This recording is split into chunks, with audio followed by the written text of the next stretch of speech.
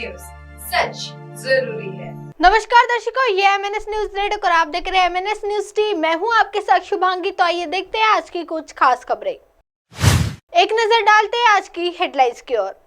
उत्तर देने की बजाय महुआ मोइत्रा अनैतिक सवाल पूछे जाने के आरोप पर क्या बोले एथिक्स कमेटी के चेयरमैन।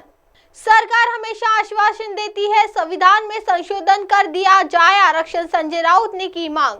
पीलीभीत में खुदाई के दौरान मिली भगवान विष्णु की सोने की मूर्ति।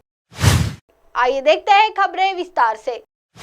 उत्तर देने की बजाय महुआ मोइत्रा अनैतिक सवाल पूछे जाने के आरोप पर क्या बोले एथिक्स कमेटी के चेयरमैन। तृणमूल कांग्रेस टीएमसी की सांसद महुआ मोइत्रा गुरुवार को लोकसभा की आचार समिति के समक्ष पेश हुई। मोइत्रा पर कथित तौर पर पैसे लेकर संसद में सवाल पूछने के गंभीर आरोप लगे हैं। इस मामले की जांच कर रही समिति ने उनको जवाब देने के लिए तलब किया था, लेकिन बैठक में पूछे गए सवाल को लेकर हंगामा खड़ा हो गया है। इसके साथ समिति में विपक्ष सदस्य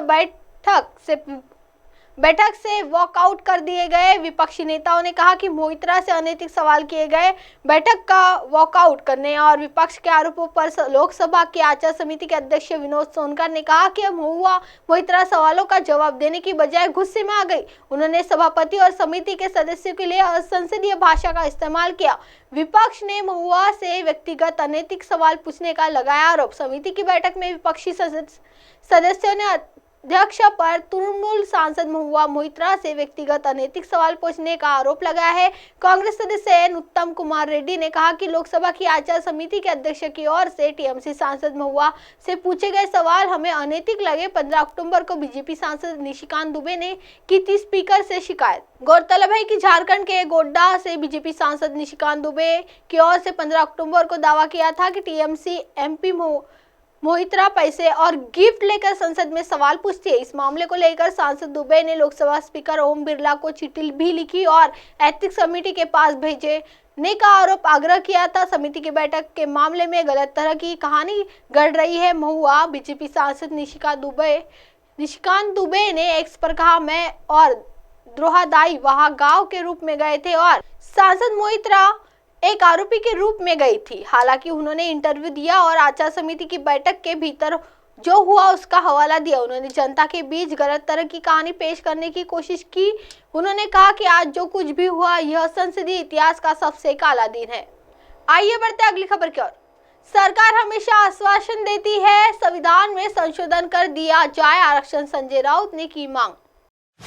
मनोज जरांगे पाटिल को केवल आश्वासन दिया गया है, संविधान में संशोधन कर मराठा को आरक्षण दिया जाए। देखिए, सरकार हमेशा आश्वासन देती है। अन्ना आंदोलन के समय भी केवल सरकार आश्वासन देती है। मराठा आरक्षण कार्यकर्ता मनोज जरांगे ने मराठा आरक्षण को लेकर 9 दिन से जारी अपना अनिश्चितकालीन अनशन गुरुवार को समाप्त कर दिया है, लेकिन समुदाय को आरक्षण का लाभ देने पर 2 महीने में कोई कदम नहीं उठाए जाने पर बड़े आंदोलन की चेतावनी दी है। क्या बोले मनोज जरांगे?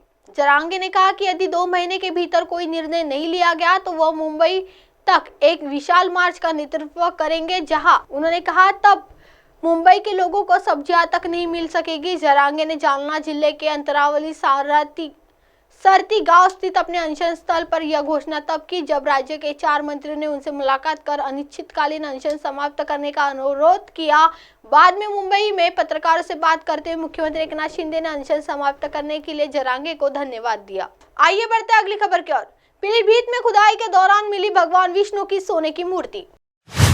उत्तर प्रदेश के पीलीभीत में एक उल्लेखनीय खोज में एक पानी की टंकी की खुदाई के दौरान भगवान विष्णु की एक सोने की मूर्ति निकली, जिसे देखने के लिए ग्रामीणों की एक बड़ी भीड़ उमड़ पड़ी। भक्तों द्वारा नई खोजी गई मूर्ति की श्रद्धापूर्वक पूजा करने के वायरल वीडियो ने क्षेत्र का ध्यान खींचा है। मूर्ति निकलने के बाद भारी मात्रा में लोगों की भीड़ इकट्ठा हो रही है।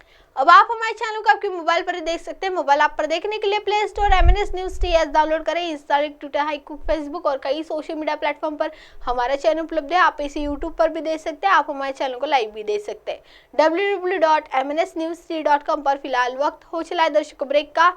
ब्रेक से लौटने के बाद देखिएगा देश और दुनिया की तमाम बड़ी खबरें। बने रहिए एमएनएस न्यूज टीवी पर। नमस्कार।